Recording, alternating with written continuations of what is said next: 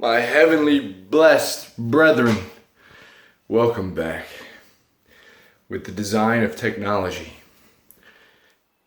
specifically headphones, it's insane to think that like 20 years ago, when headphones really, we didn't have the same iPods like we do today.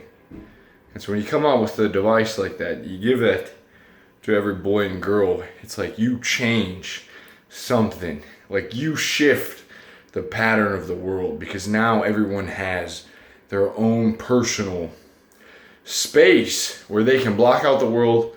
You put the headphones in, fuck what everyone else is doing.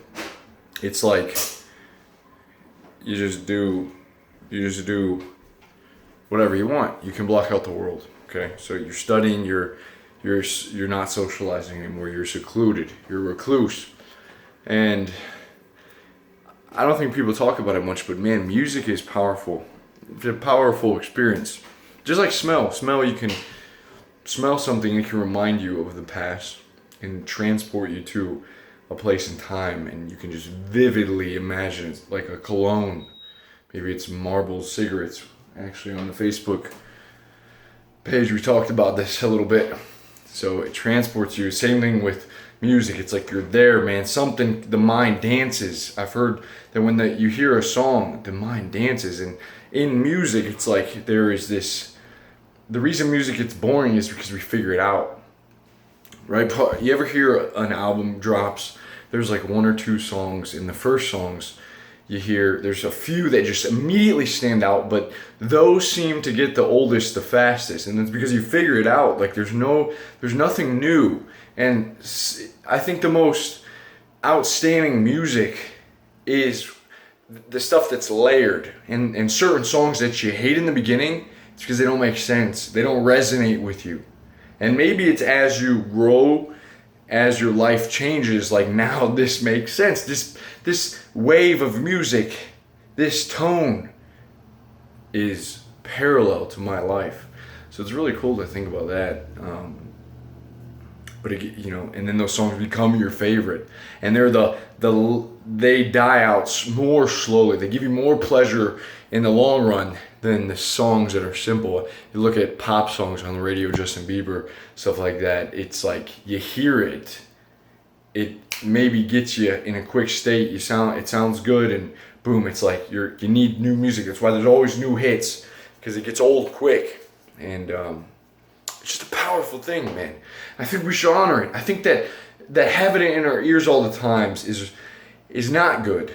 And I think that it's taken away from the beauty that music is supposed to be. Now we have access to it. It's like you only had music when you were around family and friends, or you had to learn how to play an instrument. It's like nowadays you don't have to have anything. You just plug it in. You don't have to learn how to play an instrument. You don't have to be around a fire. You don't have to be with the powwow Indians, drum and chant and like singing and to the heartbeat of the drum, or fellowship in church. So you don't get that sort of religious experience with music. It's always there. It's always powerful. So you're in the gym, you're out, you're at work, you're in study. It's like music. And so you can definitely use the power of music like you could caffeine. Like you could go into the gym and turn on your favorite max pump up song and max out. But it's not going to do the same thing if you're always listening to that song. Like if you're in the car, it's not going to stimulate you in the same way. And so to use music like you would use caffeine is worth thinking about, and how it wears out the dopamine receptors. It's one of the biggest, it's a drug because it does affect the brain, and it's a beautiful thing. But yeah, to think about it more, I gotta pause this video. So in honor of the July Monk Mode Challenge, I'm going to ask you guys that you would sort of pay attention to your music listening. How many hours are you listening to music a day? How many times do you need the same song to play over and over? Like, what is it giving you in return? It's just you're sort of just passing by.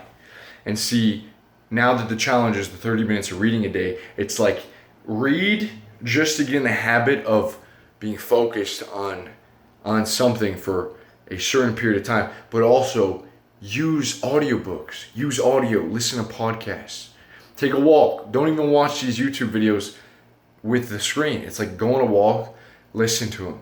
All right. Think about how much time you spend listening to music. It's like if you could just replace that with something that sort of gives you something more. Music is beautiful. Use it appropriately. When you're at the gym, I know it's, music distracts you from the pain of the treadmill or the stair stepper. But sometimes you're just briskly walking, maybe you listen to something else. So, audiobooks will change your life. They've changed mine. I've got like 100 audiobooks. Ever since Brian Tracy said, turn your car into a university on wheels, man. I fucking hardly ever listen to music. Too valuable of time. Like you're always in your car, so you can hear a lot of good stuff. Monk mode. Checking out. Hope you guys have a blessed night. I'll see you soon. Peace.